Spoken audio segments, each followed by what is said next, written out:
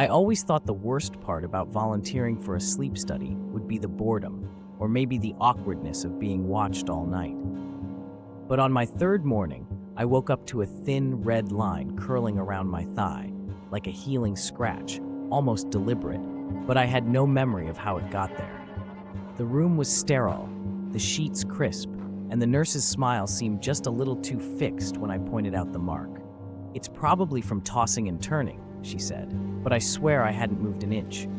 Curiosity gnawed at me, so that night I tried to stay awake, but the sedative-laced tea they gave us made it impossible. The next morning, 2 new scars, one jagged across my rib, another a perfect circle on my forearm.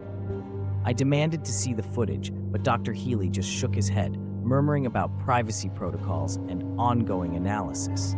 When I pressed harder, the staff started avoiding me, and I caught a glimpse of my own chart, red flagged with a note I couldn't decipher. I started to notice others in the study, pale, withdrawn, some limping, some with bandaged fingers.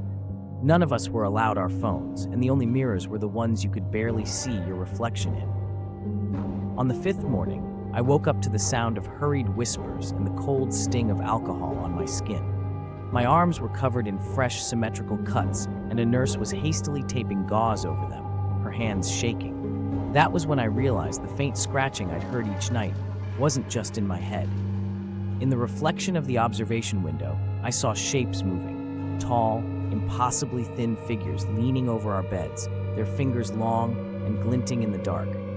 I wasn't being studied for my sleep. I was being prepared. And the doctors weren't protecting us from nightmares. They were making sure we didn't wake up before something else finished its work.